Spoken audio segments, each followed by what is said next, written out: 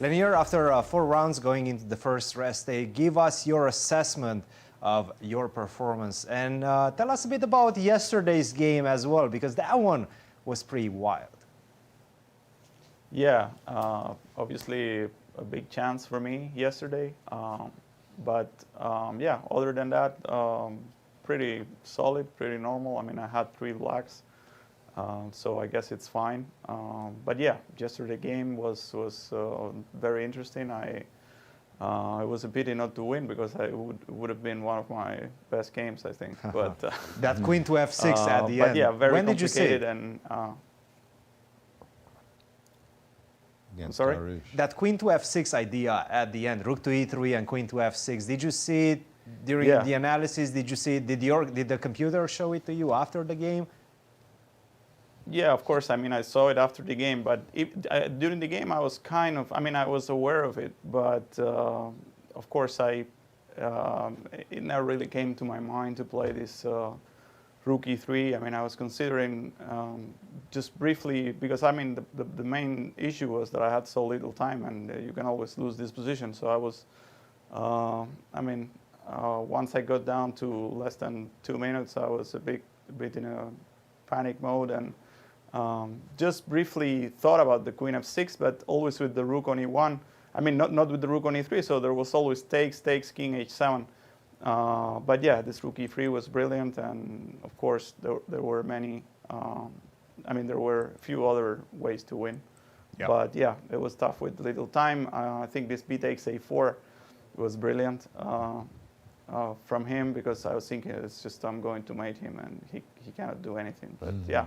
Suddenly he found the best defensive queen b2, resources. and then at least, yeah. And even a5, I mean, I was really shocked by a5. I thought I was just mating, and he goes a5. I mean, the pawn is still so far. But it was winning, but yeah, it wasn't so simple. Absolutely. Well, 3 blacks, only 1 white, and you had a great chance with the white pieces. That is a good sign for your form. Leinier, go get some rest during the rest day. Guys, any questions for Yeah, Leinier? oh, geez, absolutely. Leinier, first of all, yeah, sorry for the miss yesterday. That queen f6 would have been absolutely brilliant. We were looking at your game because of the whole sacrifice, and we were mystified by 2 suggestions of the computer. One suggestion involved your playing a5, a4. First question, was that a move you considered? Secondly, the other suggestion of the computer was to play for rook g8, which actually makes a lot of sense, because there's no longer the repetition. You would have rook g6 in case of queen g3. Did either of those 2 moves, or maybe both, catch your eye? I mean, a4, I didn't think about it at all.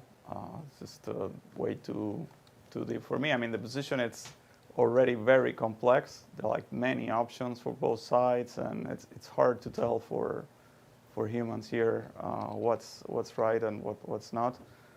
Rook g8 was indeed a very logical way, and I was considering the move, of course, but I think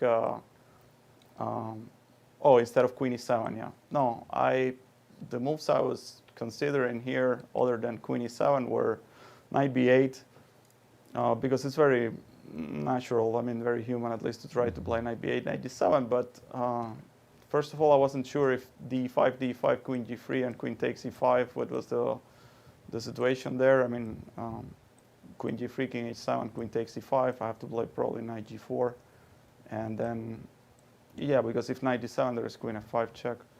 So knight g4, obviously, and then queen h5, and I wasn't sure at all. I mean, maybe black is okay here. Queen e8 or something, but looks yeah. Wild. Yeah. Rook g8 was indeed logical. I was just worried that I would never get rid of this pin, and that he would have time for rook d1, rook d3, but apparently rook d1, rook d3 is not so deadly, and I can just stay put with the queen on e7, and then maybe even go for this slow play with bishop d7. It's very hard to decide on this, because it looks like I'm going to get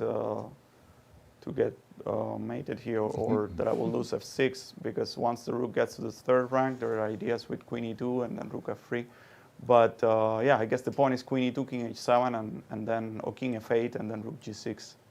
Leinier, this reminds me that Sam Sevian was saying that he felt he's putting his opponent into eternal pain, but he doesn't have ways how to increase the pressure. How did you feel in that position with that pin? Were you in eternal pain?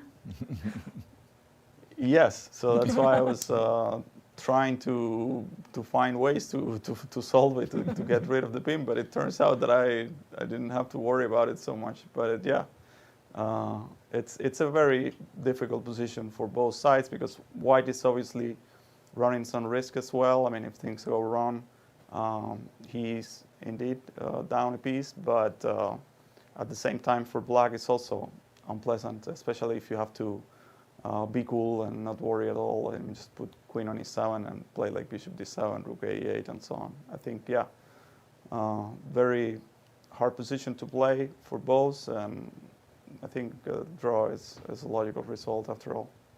Leinier, thank you so much for joining us. Enjoy your free day. You deserve it. We have an update with the ladies now that Tatev has won her game.